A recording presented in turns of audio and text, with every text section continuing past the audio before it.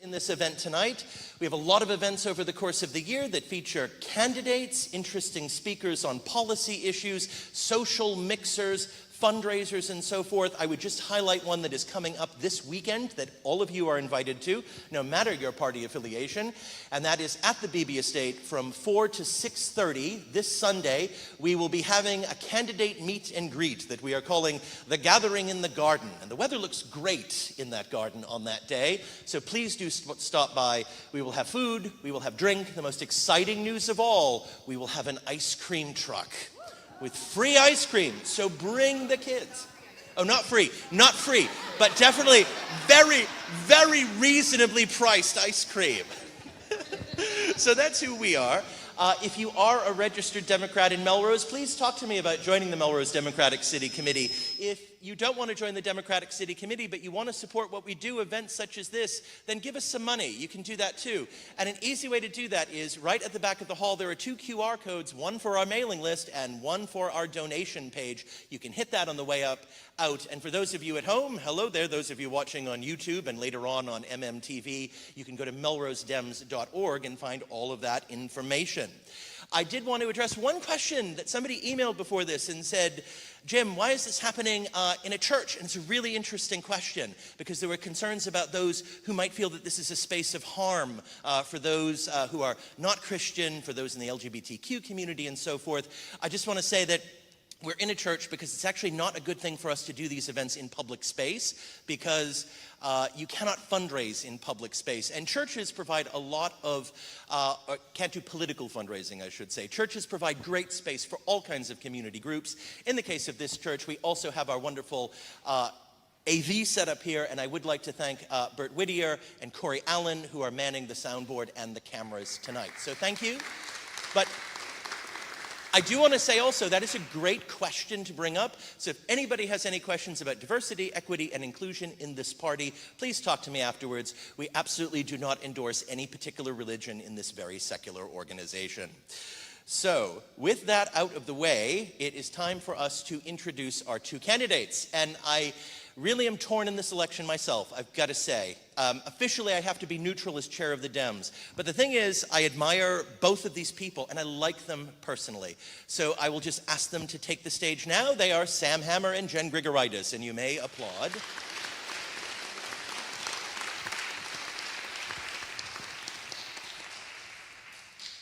And now I'll just explain how our forum tonight is going to go. The candidates will first give an opening statement of 2 minutes each.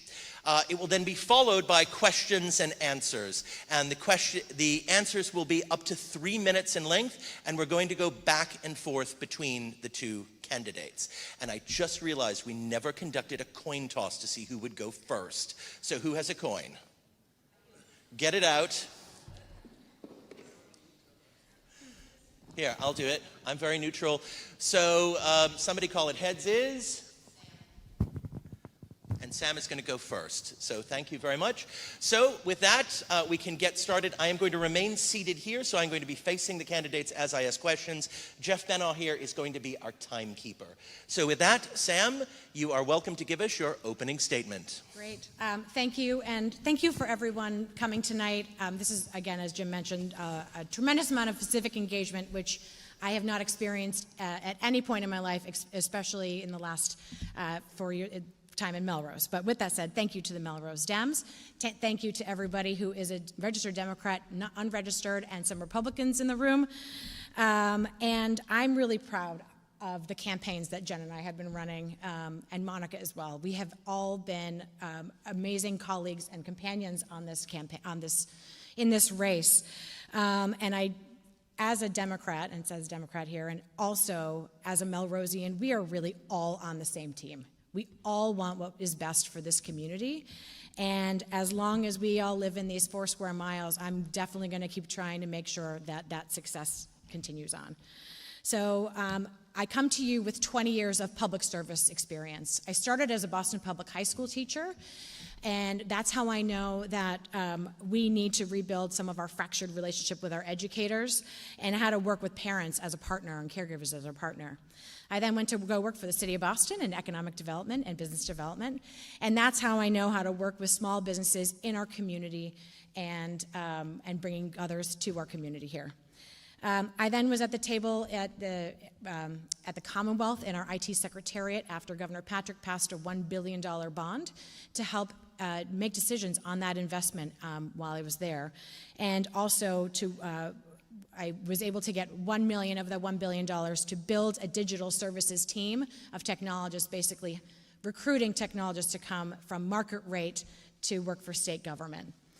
I then went to work for the Office of Economic Empowerment at the Treasury, and that's how I know that we have work to do for our working families in Melrose and to help those gain some economic opportunity in Melrose. And that's just some of the work that I've done.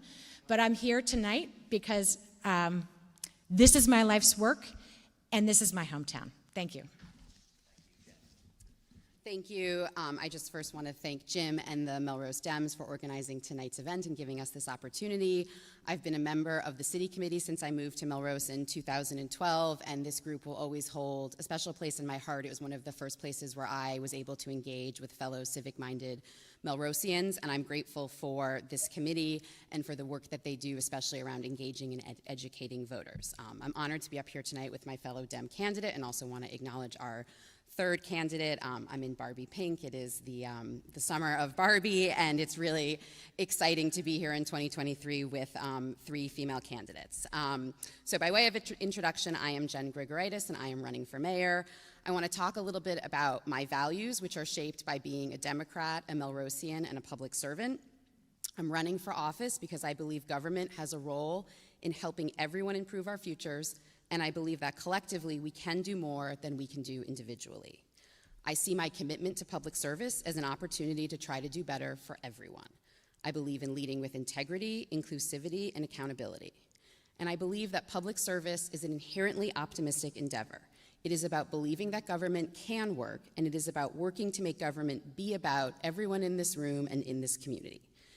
These are the values that spurred me to run for City Council in 2019 and again in 2021, and this is why I have spent my entire professional career in public service. I've been a state employee since 2001, it's a long time ago, and in that I've had the opportunity to work with and for fellow Democrats like Governor Healy and Attorney General Campbell, and I've also had the extreme honor to serve some of our most vulnerable residents in the Commonwealth by working with victims and survivors of crime. And it is because of this professional and elected experience that I believe we provide better services at every level of government for everyone when we combine a demonstrated passion and a commitment for working on behalf of our communities. And I also bring to that executive experience and the ability to partner, to lead, and to deliver results in order to make the biggest impact on people's lives in Melrose. Thank you all for being here tonight. Okay, thank you. So we'll have our first question, and this question will first be answered by Jen as we go back and forth. And this one is a nice, easy question just to start us off.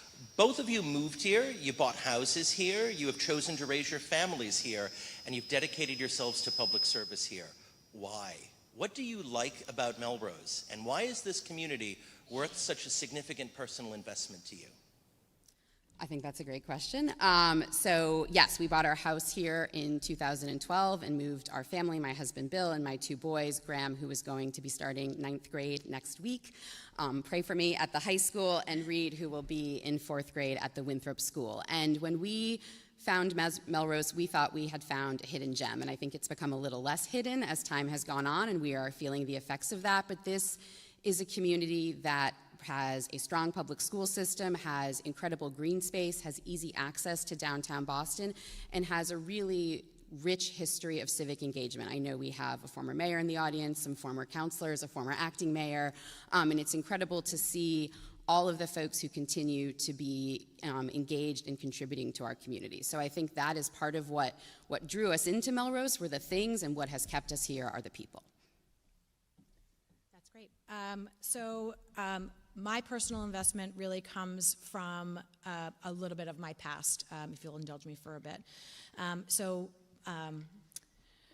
When I was born in Connecticut, and my parents divorced when I was 6. and not to air too much personal on YouTube, I stayed with my single mom who worked 3 jobs just to keep our family home to no avail. I then moved with my father in Florida, a single father, to help him with his chronic illness at 9.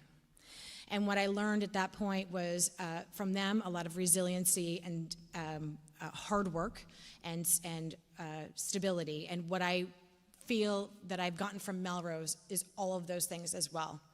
I finally have been in a place that I've established roots. I live in a neighborhood full of family. And that is why I feel like this race is extremely important, because we have everything to lose and we have everything to gain from this community. Thank you. Thank you. So now that we've had the easy question, we'll move on to the harder questions. And the first section is going to be on the budget. So the first question will be answered by you, Ms. Hammer, first. So, looking at our immediate future, Melrose seems to be staring down significant property tax increases. Depending on which plan is enacted, the cost of replacing our public safety buildings will require a debt exclusion with an estimated cost of $641 to $875 per household per annum on average. To keep the city's operating budget in the black, the city may require a tax override that could cost as much as $600 per household each year. If you support passage of the Community Preservation Act, which would bring much needed funds for affordable housing, historic preservation, conservation land, and parks and recreation, that would result in further tax increases. Is this description of Melrose's future tax disposition correct? And if so, how would you convince voters to endorse this future? Great. So our financial stability is the number one question that I get from folks, and it is a top priority for stabilizing our budget. Until we have a stable budget, we actually cannot begin to really reach our potential as a community. And so, in case I forget anything, please head to samformelrose.com/budget, where there is a 5-point plan on how we're going to do this work. The first one is we need to really aggressively go after some state and federal funding. I want to make sure that we're not leaving anything on the table. The second one is to find ways to save money, maybe create some efficiencies by taking some services in-house, and also maybe looking to outside neighbors for help as well. The third part that we hopefully will get into a lot more later is around new growth development. And so how we intentionally move on how we further our development in our community is extremely important to me. So hopefully we get into that topic. The fourth is to actually scale our existing revenue-generating business models. We have some things that are that we're making money on our line items right now, that if we scale those, we can actually help working families in this community as well. And the last, to your point, is to invest in ourselves. Whether it's the public safety building, which I do support the full proposal, the Community Preservation Act, which I do support, so we don't leave matching funds on the table anymore, and to consider an override. But what I will say first is that we have a lot of trust to rebuild in this community in local government. We have seen a budget that has had too many surprises in it. And so I want to, on day -1, implement an open budget software tool that we can see where our investments are more in real time and engage with with these conversations and go out to the community often, so that when we do have to knock on people's doors to help support any one of those 3 investments in ourselves, voters have the information that they need in order to make the decision that they feel best is for this community. So those are the 5 things I want to do. Thank you. Thank you. So I think the answer, like so many things, is a both-and thing. I think we need to talk about the opportunity for this community to invest in itself, whether that is the public safety buildings, a possible override in the CPA, all of which I am in support of. But I see that is a thing that needs to go to the voters, and that is a question for the voters, and I think it's important to remind everyone that you all have a voice in that decision. I think we also really need to be looking at leveraging the opportunities that are before us through the state and the federal government, and I think one of the key ways we need to do that is by adding a dedicated grant writing position to the city of Melrose. We don't have that right now. We rely on all of our department heads to do all of their work, deliver all of their services, and find the time to go after money. And obviously we know what falls off folks' plates. So it's something I would like to use some of our dwindling ARPA funds to support, with the hope that that position would become self-sustaining. And I think with that position, we have the opportunity to go after some significant infrastructure money. I think many of you know President Biden and Congress enacted the Inflation Reduction Act, which is pouring tens of millions of dollars into communities across the country to build climate resilient infrastructure. And I think any one of us can think of any building in this community and know that it is not ready for the climate challenges that we are seeing right now. So that is an opportunity to do things like replace the windows at the Franklin School, which we've been slowly chipping away at with free cash, to consider, updated HVAC to our 3 elementary schools where we put students and staff in unair conditioned buildings every spring and fall, and to really hopefully leverage some of that money to offset the costs of the public safety project should it pass. So I think we need to go after federal money, and then we need to be really relying on our partnership at the state with Rep. Garabedian, with Senator Lewis, with Governor Healy, with all of our state partners, to really press on why it is that some of our funding to municipal governments hasn't changed.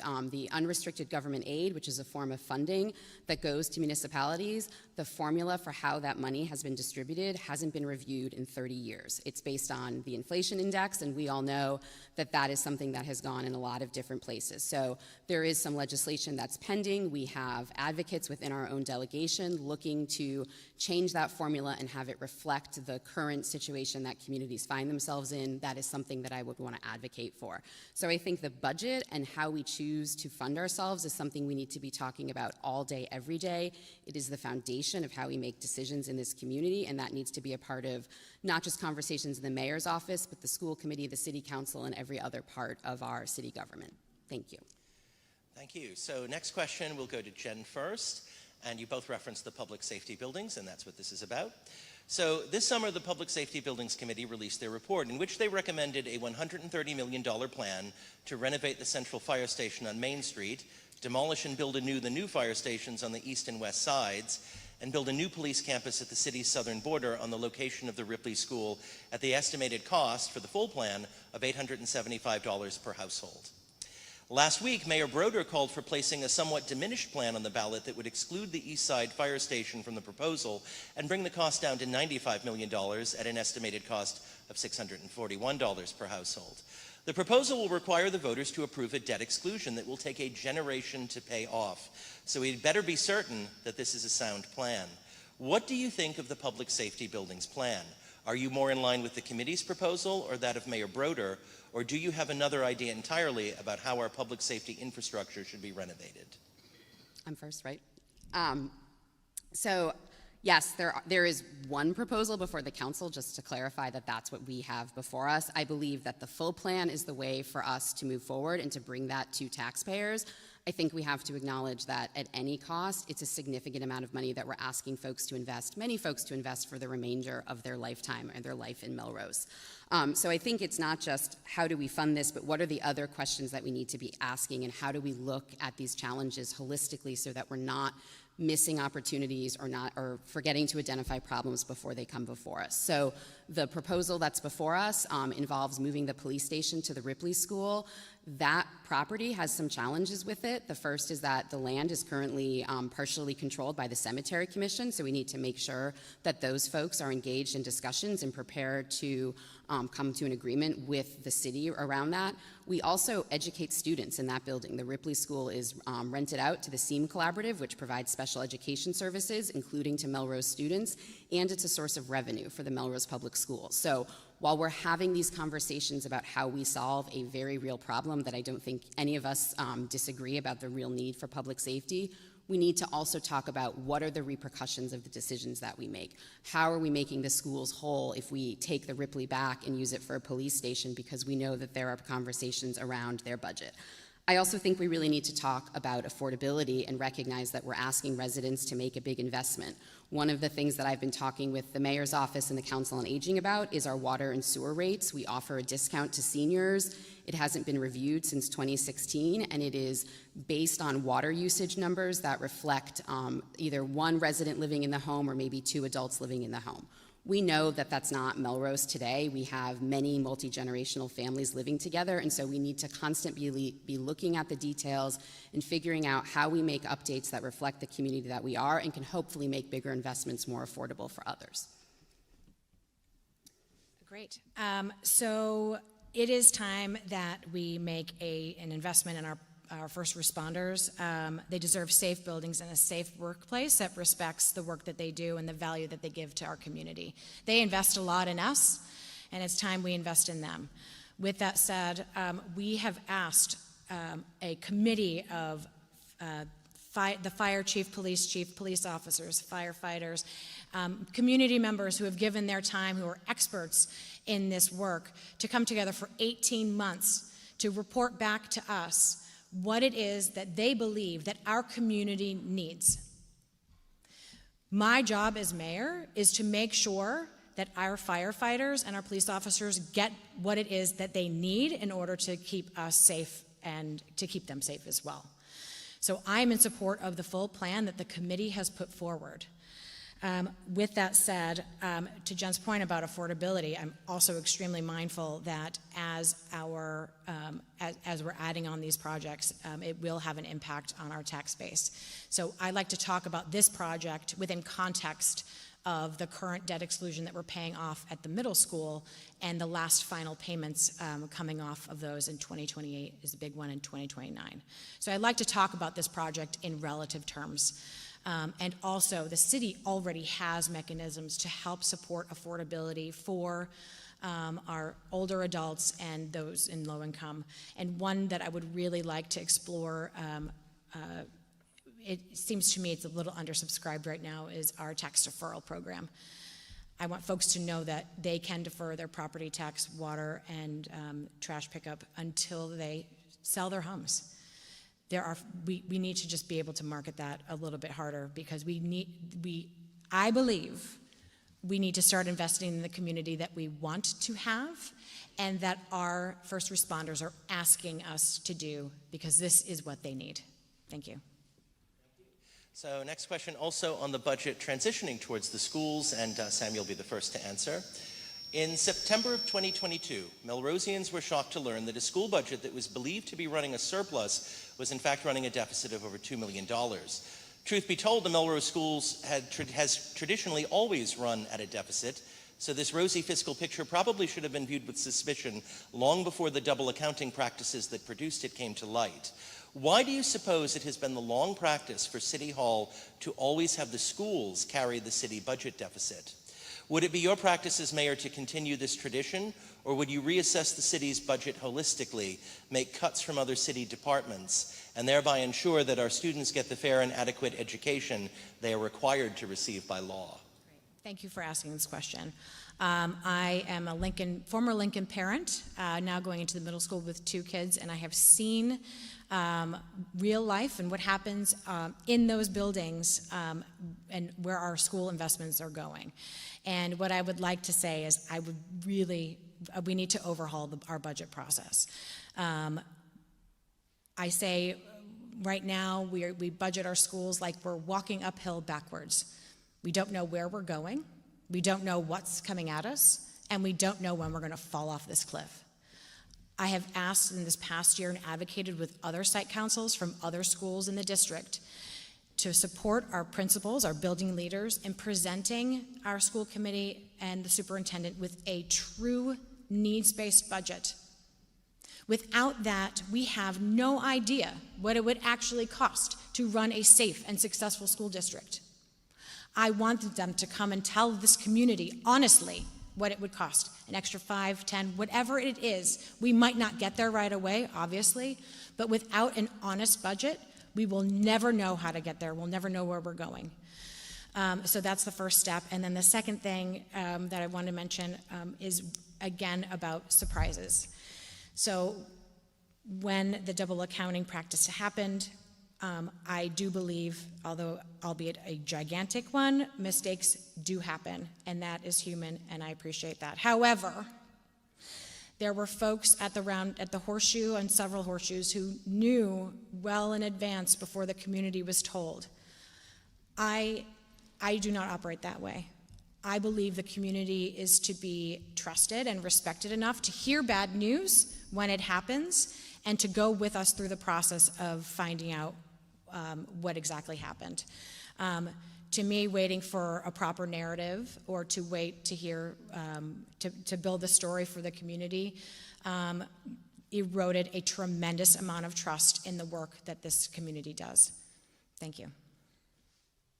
Thank you. So I think we have a lot of work ahead of us and also a tremendous opportunity as we head into a phase of significant new leadership, new administration. We are about to embark on a superintendent search. I think the ability to effectively budget and manage a school system and create a strategic plan needs to be number one on our priority list for who we bring in as a superintendent.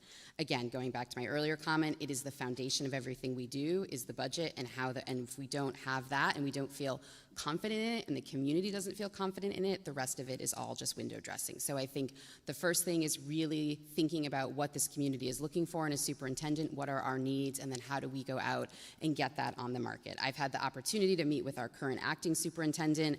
I know that he is in agreement about the budget as a priority. We've already started to have conversations about how we bring those conversations and recognize that there is a symbiotic relationship between the superintendent, the school committee, the mayor, and the city council as it relates to funding, particularly as we continue to choose, and I do think it's a choice to house our structural deficit in the school department, and really think about how we continue those conversations in public so that folks both in positions of power and in the community understand what's happening and we're not waiting until the shoe drops to address it. I also think we cannot underscore enough the impact of the Student Opportunity Act, which is the state ed reform that was passed just before the pandemic, if everyone remembers life before the pandemic.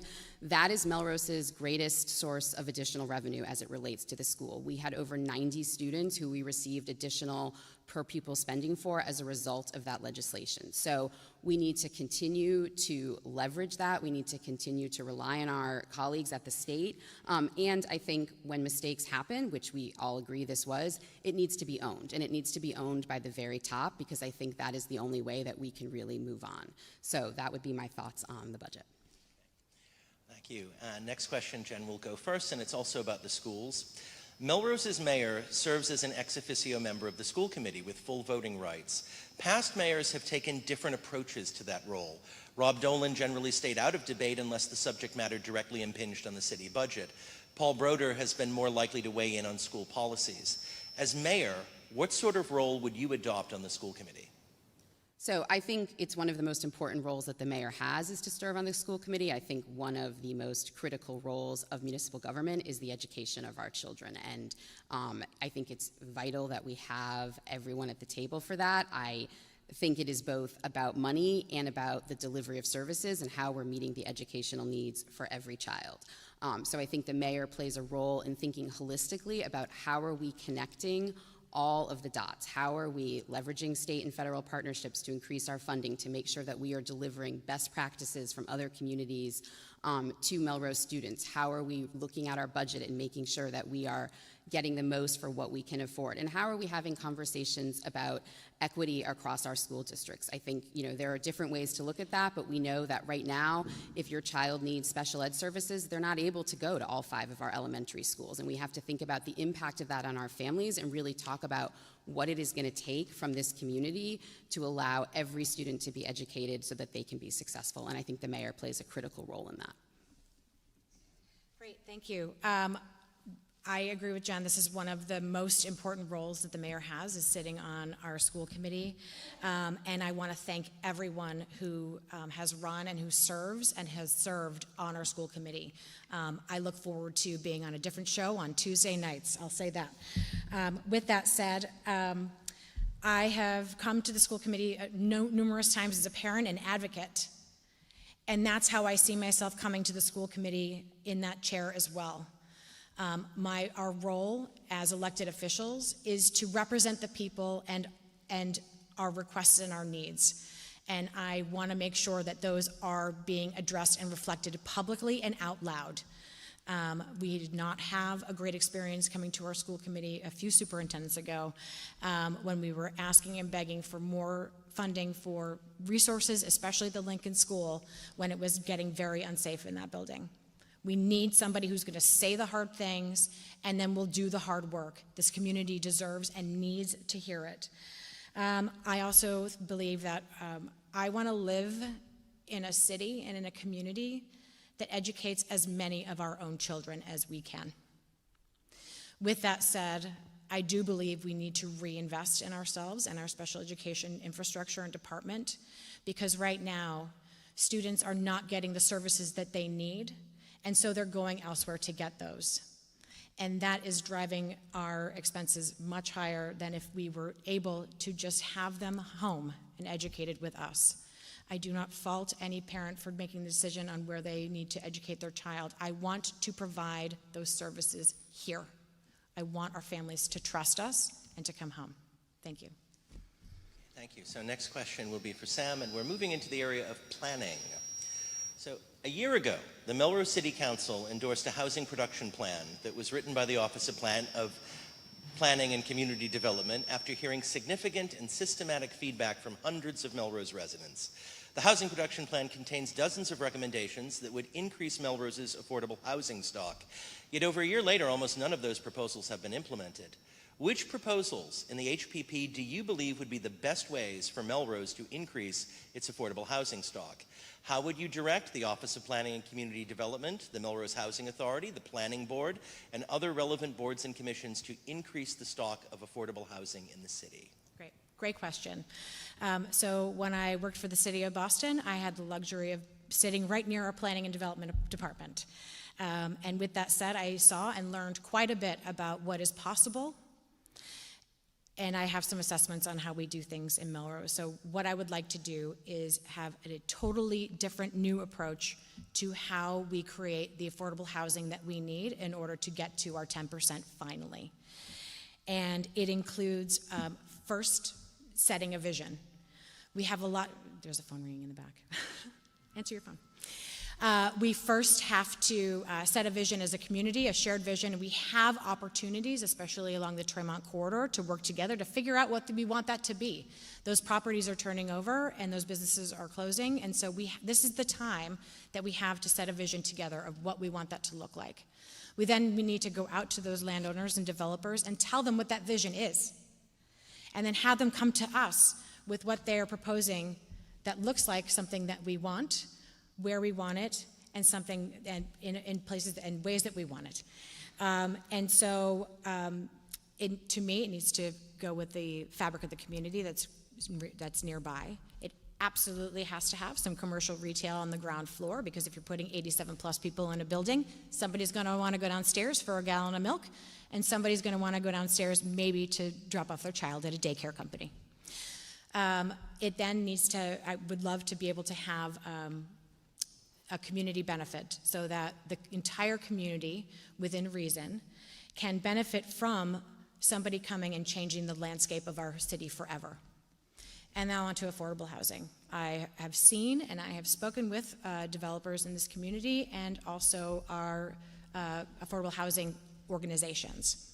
I would prefer that instead of developers just putting in 15% of their affordable housing requirement in that building, because it's not actually affordable, it's based on a national formula that is around our average median income in the region and not actually affordable, and rental units. With that said, these developers would prefer to make an investment in our Affordable Housing Trust Fund, which we have, who would then work with our Affordable Housing Corporation to build home ownership opportunities so that folks can finally build equity in our community, which we have, and then have those managed and operated by our housing authority, which we have.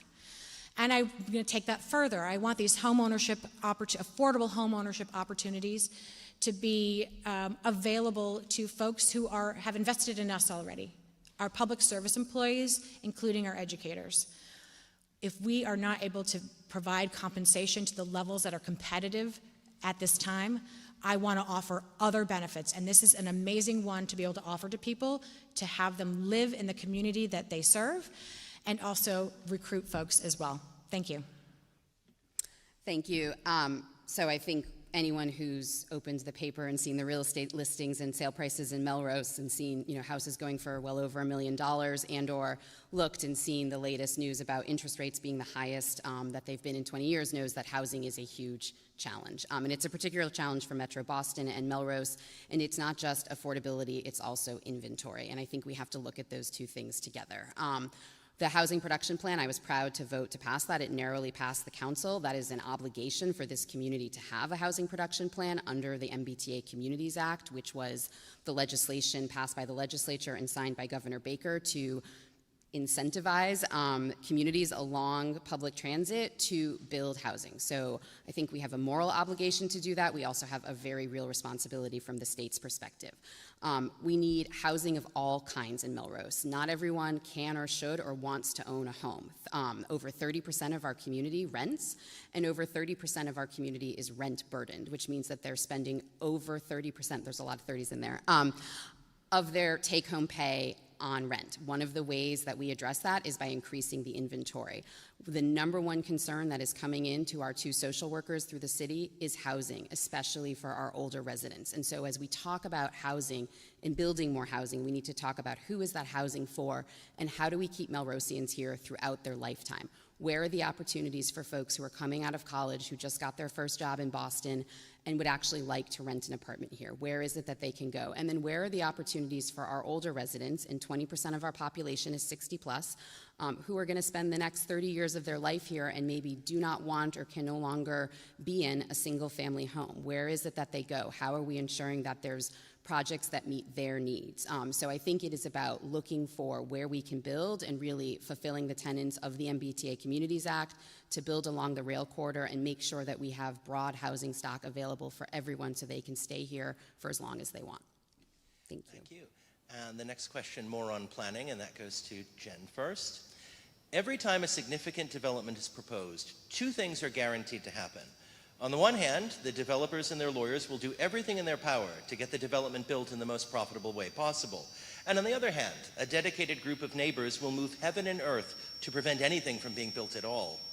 In such contests, the power and influence of the mayor can be crucial.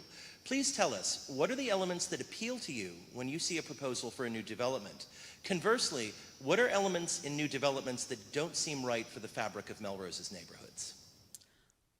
Well, first of all, I think what is right for the fabric of Melrose's neighborhoods is a question for everyone, not just the mayor. So I think part of it is that we need to really go back to basics about educating folks and informing folks about why we need housing. And I think there's a couple great organizations that are doing that right now, including one that's affiliated with religious institutions, the Greater Boston Interfaith Organization's Housing Justice Program. So I think there's a lot of education that we need to do for our community around why it's so important that we build housing and why we continue to be in compliance with the MBTA Communities Act and meeting, if not exceeding, our affordable housing requirements. One, because it makes us less vulnerable to the developments that folks don't want to see, which are the ones that are 40Bs and get forced on us with very little control and oversight. And two, so that we can also kind of be the captains of our own destiny. So I think we want to see infrastructure that is going to be climate resilient. That has been a huge source of cost savings for our residents. Anyone who's been signed up for the electric aggregation program through the city,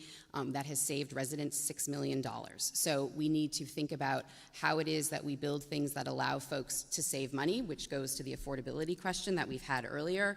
And then how do we ensure that we're maintaining our green space, increasing our green canopy as it relates to housing. So I think the aesthetics of it are really important, and I think there needs to be a community conversation around what is right for each development. I also want to say that I think the planning board, which is a group of residents that dedicates their time and expertise to this, continues to try to engage in those conversations, and I think there are ways that we can kind of shift the tenor of some of those meetings and hopefully provide more education. Thank you. Thank you. I also want to thank our planning board for, as neighbors, serving their volunteer time to help us as a community craft our physical future, and I'm very grateful for them. I feel, though, they have been put between a rock and a hard place on a lot of these development projects. Because some of these projects I feel have come too soon in front of the planning board and to the community. When 85 neighbors show up to a community meeting, which is more than we have tonight, no offense, there's something really not working here. So what we need to do, in my opinion, is really get ahead of what it is that we want to see in these neighborhoods and in these development areas together that do, again, mesh with the fabric of the community, and work for opportunities to build in places that we want, in ways that we need it, and at prices that people can actually afford. So I live down behind the Lincoln School and near some of the apartments that are down there, which are very high, with no retail space that is accessible to people just to be able to walk into. And I feel like that was a lost opportunity for those residents and also that neighborhood. I think we need to, again, be more intentional and mindful at the forefront of what we want this community to look like in these certain development areas, and then work with developers as our partners to get it done. Thank you. Thank you. And the next question goes to you, Sam. Anyone who has ever run for local office in Melrose and has knocked on a few doors knows that there is no subject that Melrosians are more passionate about than the condition of the streets they live on.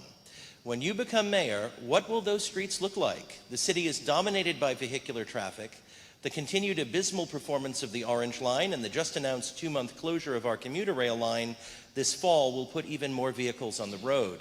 As mayor, what can you do to make the streets of Melrose safer for pedestrians and bicyclists and make commuting easier for those who work outside the city? Great, thank you. When I worked for the city of Boston, another city, I was on a project where we rolled out our Citizens Connect app, the application, similar to See, Click, Fix. My role was to work with constituents on making sure that they knew that they could put in some of the problems that they'd seen and issues they'd seen around town. I know we also have invested in similar applications, and what I would like to do, and I've already spoken with our head of DPW on this, is take the web app that we have and actually make it open so people can see that their requests are not going into a black hole, that they're going somewhere and they're taking a certain amount of time and where they are in queue. Again, I think opening up and making things more transparent will rebuild the trust that we have lost in our quality and ability to serve our community. Additionally, when the built environment changes, we really need to talk to people who live in in that neighborhood beforehand. I have seen very little that gets people more upset than when something happens near their home that they did not know was about to happen and changes their life forever. Some of the things that you mentioned, Jim, around transportation and shared streets and bikes and pedestrians are new experiences for people in this community. I want to make sure that we beta test them first in areas that are open to being best in show. Like this is where we want to test this concept, and then invite people, more people than just the abutters, to come down and experience what this could actually look like. I had the privilege of taking a few days off to go to the city of Toronto and saw this in action. That city is built around its people first. That's what I want to try to do in Melrose. I want to build our city around its people first, and that way everyone wins. Thank you. As both a ward councilor who has filled a lot of pothole requests and somebody who lives on Lebanon Street, which I don't believe is known for being a slow street, this question resonates with me. And I think it's that we need to really have a vision for where we want to get to as a community, where our streets are safe for all of its users, for vehicles, for pedestrians, for cyclists, for folks that have limited ability to get around, and for those that are using strollers. And I think that one of the things that I would want to set out for the city is a Vision Zero policy, where we aim to get to the place where we have zero traffic incidents and zero traffic fatalities. And that involves all of us working together and having a holistic plan. And the way I think we deliver that is by having a dedicated position within the city. Again, I would look to funding it with ARPA money and hopefully then grant funding. That is really looking at our traffic, our safety, our pedestrian access holistically across the entire city. Right now, I think we do sort of a piecemeal approach where we have different hotspots and different issues that get brought up, and we try to address them, but we're not really looking holistically or strategically at how it is that we change how folks get around the city and who are we leaving behind, whether it's cracked sidewalks, potholes, or crosswalks that feel like you're taking your life into your hands when you go through them. Again, I also think we really need to think about the impact of climate change on our infrastructure, and that includes our roads. We are seeing milder winters, we are seeing more rain, that impacts flooding, and so we really need to look at how we maintain our infrastructure and rethink if that's going to be sustainable as we move forward. And that involves also reassessing how frequently we pave our streets, which I do think is one of the #1 sources of frustration for residents, and how can we do that more frequently so that we are hopefully not dealing with as severe problems because we're maintaining things. Thank you. Thank you. So next question goes to Jen first. Melrose is home to a number of successful businesses, but also surprisingly to some empty storefronts. As mayor, what will you do to improve the business climate in the city and make our business districts more vibrant? Would you be in favor of building up and/or expanding the footprint of our business districts so that our commercial tax base would be augmented, knowing that some residents might allege that such expansion would hamper Melrose's essential suburban character? So I think the goal of the mayor should be to try to get you to spend every single one of your dollars within the confines of the city of Melrose. So that is thinking about how we keep people here all day and also assessing how people's patterns have changed. And one thing that I think I would want to do right away that will just take existing data that we already have is how have where people go during the day changed since the pandemic? We know we have far more folks that are working from home. We've seen the articles in the paper about how that's impacting Boston. Thankfully, I'm not in charge of Boston. I want to be in charge of Melrose. So let's talk about how that becomes our opportunity gained and how it is that we attract residents and those from neighboring communities to want to be here to eat lunch, to go out to dinner, to visit our artists, to visit our small businesses and stores. And so really thinking about, from a data-driven perspective, who is here, what are they missing, and how do we bring those businesses here? I absolutely think we can expand our commercial retail opportunities. I also think we need to recognize that our city is 95% residential, and so even if you change that fivefold, you're still largely relying on residents to be the bulk of your tax base. But I think the more we can encourage people to spend every single dollar in Melrose and to be seen as a regional destination, that benefits our small businesses. I also think it's really important to listen to those businesses about what it is that they need. I was really proud during COVID to partner with fellow city councilors to reduce some of the fees that we charge to businesses as we recognized that they had taken significant revenue loss while they weren't able to be open. So I think we need to be constantly assessing what is the business community's needs, what is residents' needs, and how can we bring those two things together. Great. I am known to be a yes person. So when a business comes to me and says they want to open in Melrose, I'm going to figure out how to do that. And I refer to the city of Boston because that's where I did it. One of my first projects when I started there was on the Downtown Crossing neighborhood, when there was a hole in Filene's basement where that space was. And the retailers and small businesses that were there were starting to get suffocated out of the area and their sales were dwindling. So our team put together a few things at one time. One was the city offered promotion, worked with these retailers on promotional activities to drive the 100,000 people who were coming through there to stop and stay and spend money. They also worked to make sure that the hole in Filene's in that area was not a blight on the community. So we wrapped it with art around the scaffolding so that it was more visually appealing, which is exactly what I had worked on Essex Street with you, Jim, and Bob Bell in the corner on our Essex Street project. We can do public art and put beautiful things and honor the businesses that were there and the history of that building while construction is going on. It's in the heart of our community. We can certainly do this work to make sure that it is appealing to people and not unattractive to be around. The other thing we did was we had events in Downtown Crossing as well. So we had our first open band beer garden situation. The mayor was there, played some drums. It made people stay and spend money. We also worked with empty storefronts, the landlords of empty storefronts. We had some really big ones and helped put art in those as well, so that again, we didn't have a giant fluorescent sign that said for lease. We had beautiful, beautiful art instead. All during the Great Recession, all while working with those businesses and that community to pass a business improvement district. asking those landlords to essentially pay more in their taxes, which they would offset to their retailers, in order to make the future of downtown Crossing what it is today, with folks who are extra people on hand in vests who are there to help navigate, make sure it's clean and beautiful, and it also happens to be a pedestrian street, but that's for another time. But I've done this work, and that's why I use these examples of what we want to do in Melrose. And also, I've also been reached out to by a food vendor who would like to come into town as well. And that's before I'm even in that seat, because people know me and my reputation for being a yes person, and I will help you get the economic opportunity and build the wealth that you need in order to thrive. Thank you. Thank you. So in our final section, I guess you could put it under social climate is the theme here. So Sam, you answer first for this one. Melrose has been in the local and national news a few times over the past few years, and frankly, usually for embarrassing reasons. At such moment, this community was depicted as divided in a never-ending culture war.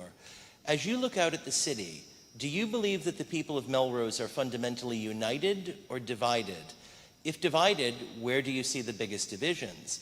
If united, what are the commonalities that draw Melrosians together? Great. I'll start with commonalities because that's the easiest part of this difficult question, which people love this community. Once you come here, you don't want to leave. And so there have been, in my opinion, a few decisions that were made in the last 4 years that have pitted this community against each other into false dichotomies. You are either this or you are that. And both have caused a tremendous amount of friction between, again, another false dichotomy between old and new Melrose. Those are not real dichotomies to me. We are 4 square miles of a community that has to live together, and we have to figure this out. With that said, through a Melrose Together volunteer opportunity, which helped us connect people with means with people who needed support during COVID, we moved into creating a space for people to come and talk together. I have found that when people come and talk together, that is when progress gets made. That is when hearts and minds are actually changed. And if we continue to shut people out of a conversation or force them into a false dichotomy, we will never get there. We will continue to perpetuate the news that we unfortunately had in the past 4 years. We have to bring people to the table to engage them early in the process, especially people we don't agree with. So the next part of that conversation was a conversation project that the city actually funded. So we do have 20 trained facilitators, neighbors, who can help facilitate these difficult conversations for us. Some are in the room right now. That is the work we need to do together. We are only 4 square miles. And also, one more last thing on this division, what I have found is that when we live in an electric divisive community, it is less safe for people that we're actually trying to protect. It makes this community, people start to walk around in fear. And I do not want to live in a community where anybody is walking around in fear. We need to work together and bring people closer, open our tent, as we have tonight, to non-Democrats in this room, so that we can finally come together as a community. I'm not going to say we agree on everything, but it needs to be a safe community where people feel that they do not have to walk around in fear. They feel confident living here and that they belong. Thank you. I think Melrosians are united in their love of this community and in their belief in a shared future that only gets better. I think there can be disagreement on how it is that we get there. I think that, as long as it's a productive and healthy and safe dialogue, can make us all better. I think it's an opportunity to hear from different perspectives and also to really look around and not just make sure that everyone is at the table, but recognize who historically has not been at the table, and how do we not just add seats for them, but elevate their voices to acknowledge all of the times that they haven't been included. I think that is something that we can do and should do, and I think that we also need to recognize that moments of discomfort can be worth leaning into so that we can come out with a more productive, holistic, and better decision in the end. So I think that this is a community that is excited to take control of its future and sees a lot of great things happening and is ready to deliver on that. Thank you. Next question, Jen starts. A week ago, you both participated in a candidate forum on racial justice. At the forum, which I encourage everyone here and online to watch if you have not already done so, a number of disturbing metrics were revealed which showed that Melrose has a long way to go before achieving an equal playing field for people of all races. Many of these problems seem intractable, but some could be alleviated through the office of the mayor. Please tell us what you can and would do as mayor to make this a more racially inclusive community in your first year in office. Thank you.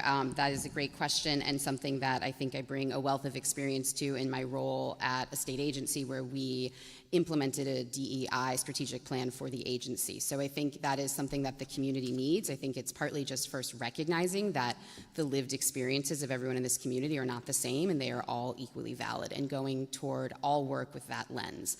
I think we need to engage stakeholders across the community. That includes residents, that includes our staff at City Hall, in our school buildings, in our DPW, in our police and fire stations, to talk about what are the challenges and what are the issues that they're seeing. And then we need to focus on building a solid foundation.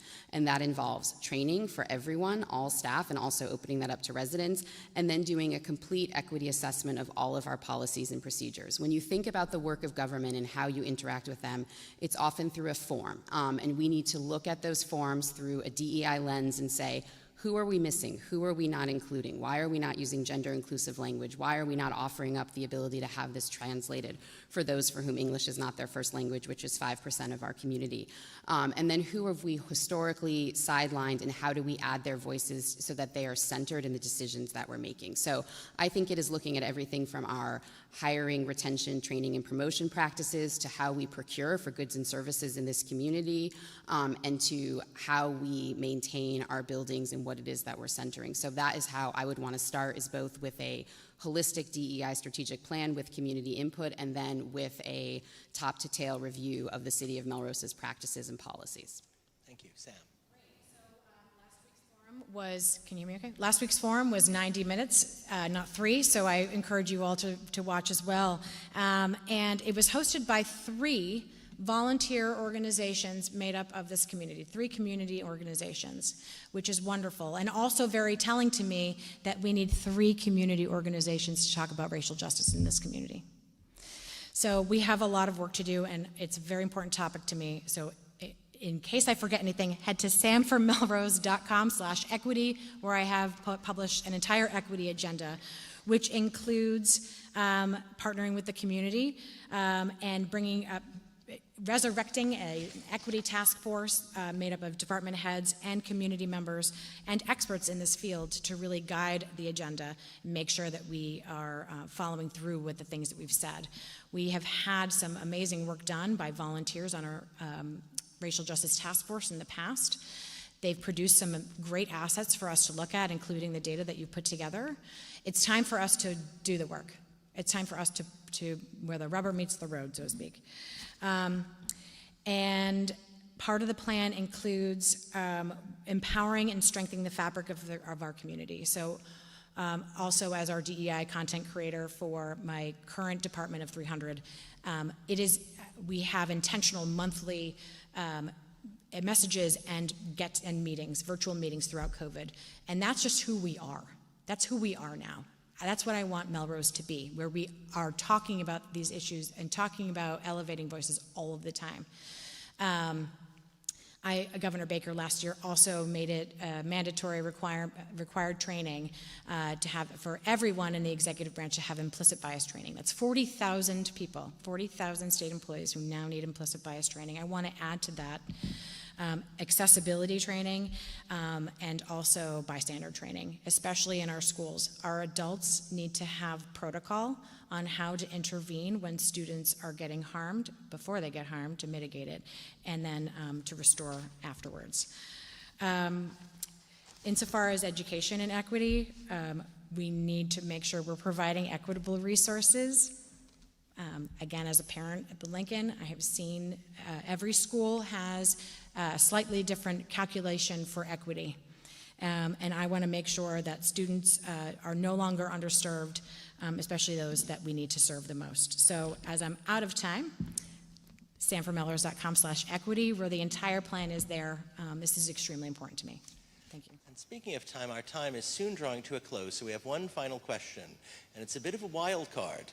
I'm sure you prepared tonight for all kinds of different questions you could have got, and there are some questions you're probably disappointed that I didn't ask. So now is your opportunity. Ask whatever question you want of yourself and answer it for us. Some subject that we missed tonight. So go ahead, Sam. You go first. So this is usually where I insert a joke, but I won't, because this opportunity, we are both applying for a job very publicly with a lot at stake for our community. I say if you unzipped us, you would see that our values are very similar. But hopefully you've gotten to get a sense of maybe some differences tonight, or if not, there are other forums coming up. So the question I think I would love to answer is why the heck I would want this job. That is the question I get most often, and on the street, and at house parties, of which tomorrow night is our 20th house party. We are working very hard in this campaign. So why would I want this job? I want to reiterate again that Melrose is everything to my family. We are not going anywhere, and that is a promise and a threat, maybe. And this is my life's work. I was built to do this. I have done this work on the ground. So this is my life's work. This is my new hometown, and that's why I want to do this job. Thank you. Whatever question. Well, I feel like I probably need to ask the same question, so I appreciate Sam taking the pressure off me on what the question is going to be. So I think, why is it that I want to be mayor? It is because I deeply believe in the ability of government to change people's lives. And I think that we have an opportunity here to not just positively impact people's lives, but to do it in a way that holds us accountable, that delivers results, and that provides the community with honesty and integrity. I think it's incredibly exciting to be at a point in time where we have three females running for mayor, and what I ask of all of you is to get involved. This is a hugely civically minded community, and it is great to see so many people here tonight, but I encourage those that have been sitting on the sidelines to really think about how it is that you step in to this election and all of the elections that we have coming up this fall. The future direction of our community is going to get shaped by who takes these seats in January, and so I encourage all of you to get out there, whether it's for me or for someone else, and really engage in this process and help use your voice to direct where we go next in the future. Thank you. So with that, I don't think, do we need closing statements, or were those effectively your closing statements? I think those are really good. So everybody, please give them a round of applause.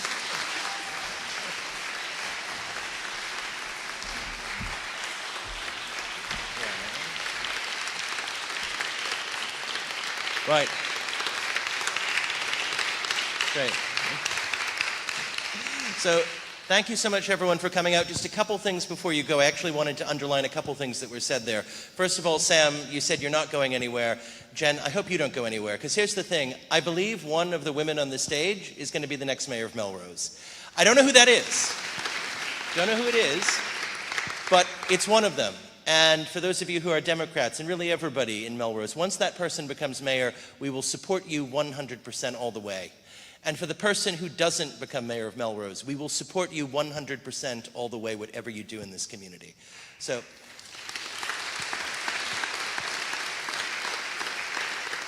and then I would just underline something that Jen said, which is about involvement. And here I get to lecture you a bit as chair of the Dems. I think you're taught when you're a kid that the end-all be-all of living in a democracy is voting. In fact, that's just the entryway. That's the start. If you really want to make a difference, if you really believe in one of these two candidates, contact them, talk to them right now if you're in this room, go to their website, help out. And if you enjoyed this forum tonight, in the back there's a QR code. You can give us money, and we could do more of this. So thank you very much, everybody. Good night.